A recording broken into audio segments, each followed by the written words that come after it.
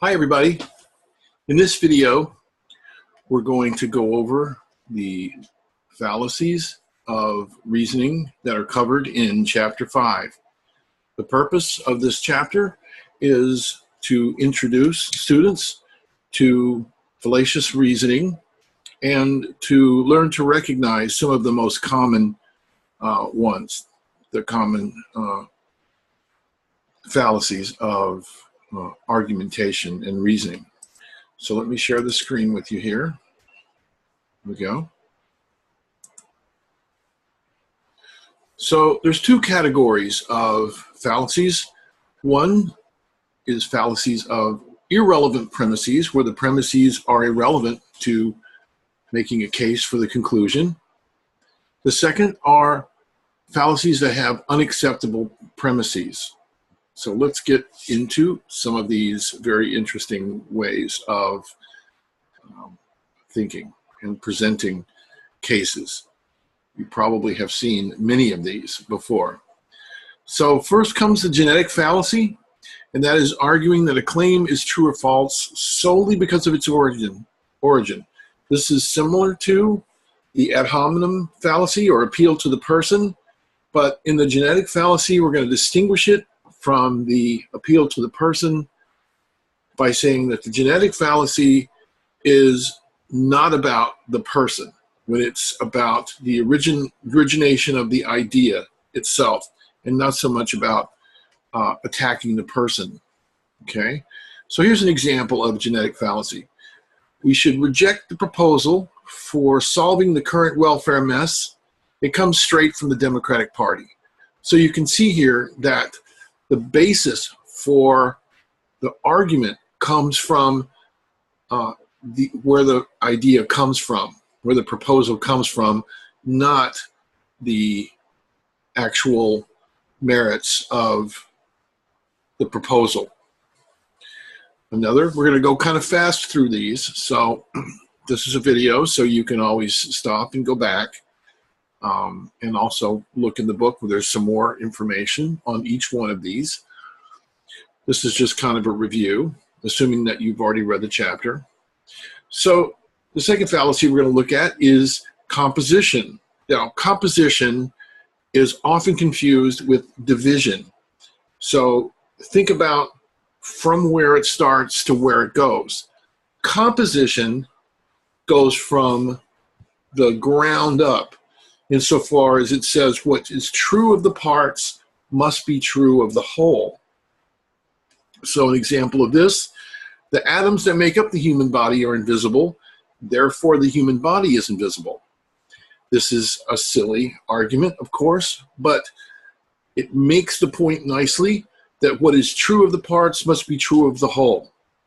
Okay, so another example might be what is true of the individuals is true of the group. So each member of the band is a good musician, therefore the band is a good band. That's not necessarily true. You could have a band that was not good of music, where each individual member was a good musician, because the band is about playing together, and that's something separate than just the individual parts. So frequently, composition is confused with division. That's going from the top down, from the whole to the parts, okay? So you think of dividing as like going from something whole to individual parts. So here's an example. The machine is heavy, therefore all the parts are heavy too, okay? This is fallacious reasoning, because it's just not true that just because the whole is heavy, that the parts are also heavy. Okay, here they're coming very quickly. Next is appeal to the person, often called, and I often call this ad hominem.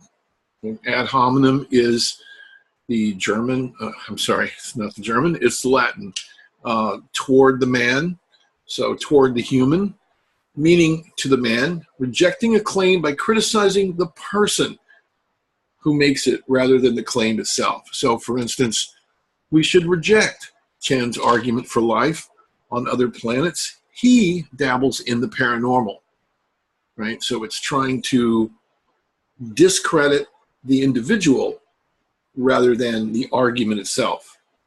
Now, sometimes these fallacies, it's true, are very like arguments that are not fallacious. So if we're being asked to believe something on the authority that someone has, then there may be some basis to discuss the relevance of the person's authority or what that person does. But in this case, the question of whether there's life on other planets, or rather the question of whether the argument being made is a good argument or not, and the question about what he does in his spare time, Chen, are two different things. So there's personal attack, and there's accusation of inconsistency, and there's, well, you did it, you too, and circumstances, and poisoning the well.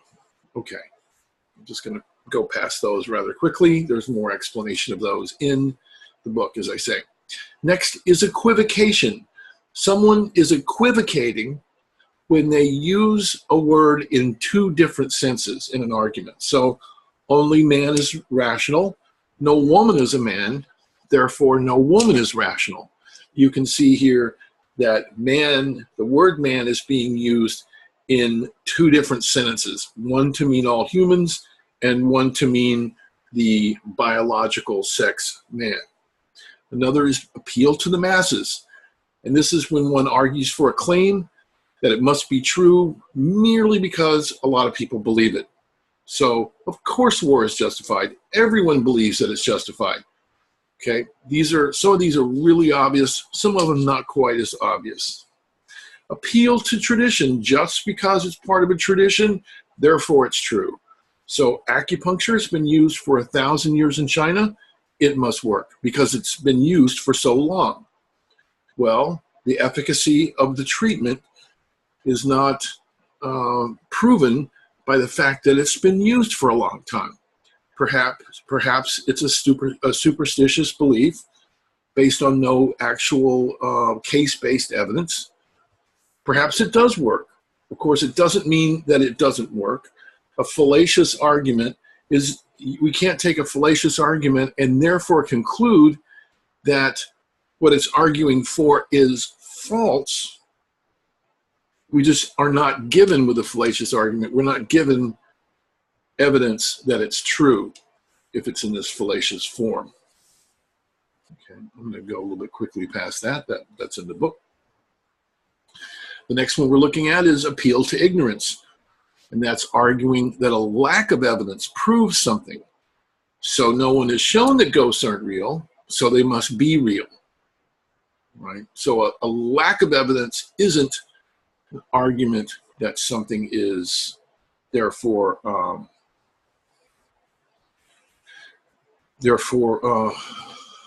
true. Lack of evidence that something's false doesn't mean that it's true, and vice versa. So no one has shown that ghosts are real, so they must not exist. Maybe ghosts exist, maybe they don't, but these two arguments don't tell us anything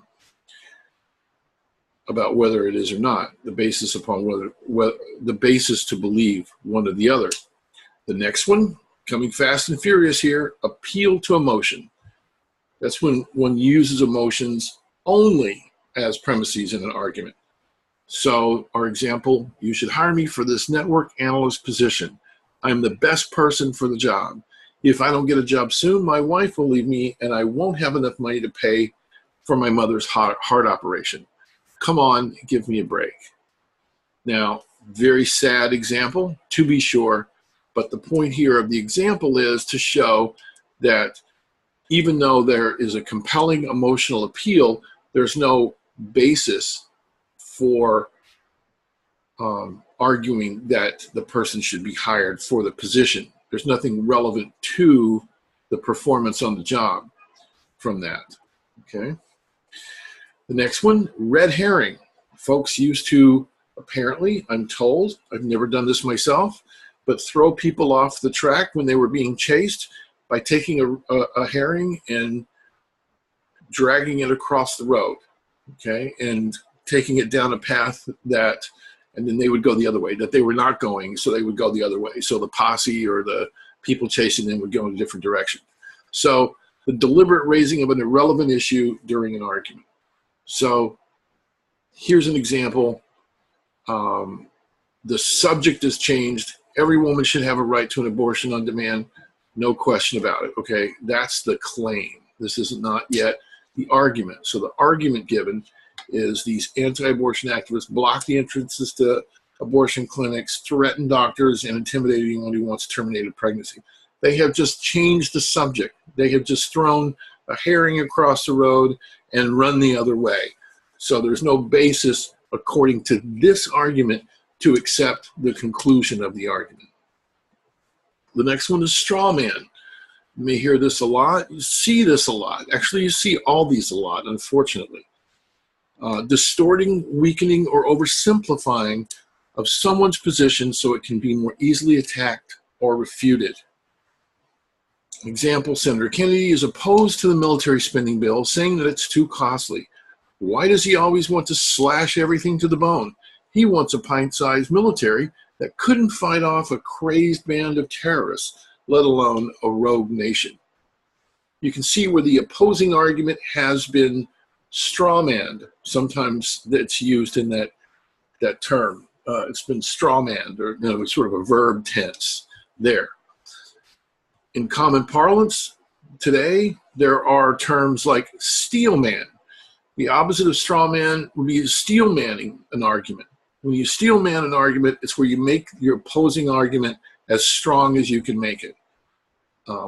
This is considered good form when formulating arguments. Always give the opposing argument the best possible representation.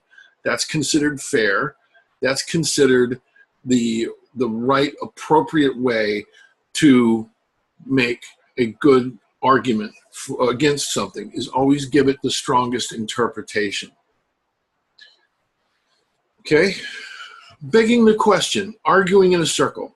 The attempt to establish the conclusion of an argument by using that conclusion in the premise, okay? So a classic one is God exists. We know God exists because the Bible says so, and we should believe the Bible because God wrote it, okay? So it's assuming God exists in the premise and then claiming that God exists as well. Now keep in mind here, and the book makes this point in a little box, begging the question is arguing in a circle. Many times, I've heard this from many prominent people, when people use the term begging the question, they actually mean raising the question. As in, well, this makes me think of a question, or this probably makes you think of a question. Like a good point to make about whatever this is. That is a separate use of the term. As far as I know, question begging was originally meant, or was originally brought out in logical situations, and then it was changed and used in this other way, probably by people who didn't quite understand how it was used in a logical situation. So keep that in mind, though. It's used legitimately now, I suppose, in both situations. But in logical context, in critical thinking, in our critical thinking class, begging the question is establishing the conclusion, or trying to, by using that conclusion, maybe in different words, in the premise. False dilemma comes next, asserting that there are only two alternatives to consider when there are actually more than two. For instance, look, either you support the war or you're a traitor to your country. So you don't support the war, or you don't support the war, so you're a traitor. Only giving two possibilities. This is false dilemma. Either it's this or it's that. This happens extremely often. There's only two possibilities given, and there are actually more than two if you think about it. But you have to think about it when you encounter these ways of arguing. And all you have to do is watch an hour of the news, the entertainment news, MSNBC, Fox, or CNN, or some other you will encounter these when you see people arguing. Slippery slope is next, and this would be arguing without good reasons that taking a certain step will inevitably lead to some further undesirable step. So one is we must not, absolutely must not lose the war in Vietnam. If South Vietnam falls to the communists, then Thailand will fall to them. If Thailand falls to them, then South Korea will fall to them, and before you know it, all of Southeast Asia will be under communist control. Now, if there are good reasons to believe that the domino effect will happen, if there's good reasons to believe that, then it's not a slippery slope fallacy. But if the argument really just is, well, if we start doing X, Y is sure to occur after that. If we start, once they legalize same-sex marriage, then next thing you know, people will want to marry their pet frogs or something like that. I mean, you've heard these things. I've heard these kinds of things. What basis is there to believe that X is going to lead to Y? That's what you should ask. And if there is no good reason, it's a slippery slope fallacy. Two wrongs make a right. How many have not heard this before? I would assume we've all heard. Two wrongs don't make a right. Arguing that you're doing something morally wrong is justified because someone else has done the same thing or similar. I have a clear conscience. I stole his laptop because he took mine a month ago. How many times have I said that myself? If I had a nickel for every time I've said that exact sentence, then, well, I'll let you guess how many nickels I would have. Decision point fallacy. And this is where one argues that because one cannot draw a specific line at any particular point, there are no differences or gradations in a process. So for instance, Joe, this one is a little strange. I don't frequently hear this one, although this is a kind of a paradox that's talked about in certain areas of philosophy. Not usually met in critical thinking, but you might. So this is the only one that I was kind of thinking, really, is this something that people encounter a lot? But okay, at least the concept is interesting. As Joe loses his hair, there's no point at which we can definitely say that Joe became bald precisely here. Therefore, Joe is not going bald. Now, why would someone want to argue that Joe is not going bald? I don't know. Maybe someone who doesn't like Joe. I'm not sure. I think Joe's fine, and he's hypothetical. So how do we know? I have nothing to say bad about him. He's done nothing bad to me. So, Joe, you're fine. We're not going to say these things about you. Now, hasty generalization is drawing a conclusion about a whole group based on an inadequate sample of the group. This happens a lot. Now, not this kind of silly example. The only male professor I've ever had was a chauvinist pig. Therefore, all the male professors at the school must be chauvinist pigs. But you've certainly heard hasty generalization a lot. Just on the basis of a couple of cases or a handful of cases, then the whole group is painted with the same broad brush. Hasty generalization. Next comes faulty analogy, an argument in which the things being compared are not sufficiently similar in relevant ways. For example, dogs are warm-blooded, nurse their young and give birth to puppies. Humans are warm-blooded and nurse their young. Therefore, humans give birth to puppies too. Now, it was a shock to read this example because I used to think that was true. But it turns out dogs give birth to puppies, not humans. Who knew? But now we understand faulty analogy, an argument in which the things being compared are not sufficiently similar. Penguins are black and white. Some old TV shows are black and white. Therefore, some penguins are old TV shows. That's not right? No. Okay. Well, I learned two things today. And that's all for this video. I hope it's been helpful to you. And if you have any questions about the about any of these, now for the homework this week, I think it's pretty self-explanatory, so I'm not going to give you examples. You're just being asked to look at examples that may or may not be informal argument fallacies, and then you're to say whether they are or not. I think sometimes in the homework, people think about them a little too much, a little bit too long. Just apply these things to them. If you have any questions about one of them, if you think, you know, I really wonder what Dr. Jenkins would say about this one, then you can definitely email me. I think it's pretty straightforward. And remember, on homeworks, I don't count each individual thing wrong. I'm just letting you know what the book says is right, what the book says is wrong on your homework. And I'm just looking to see if, in general, folks are getting the concepts from the book by getting most of them right, okay? Most of them, a good number of them. Okay, any questions, let me know. And have a nice evening. Bye-bye.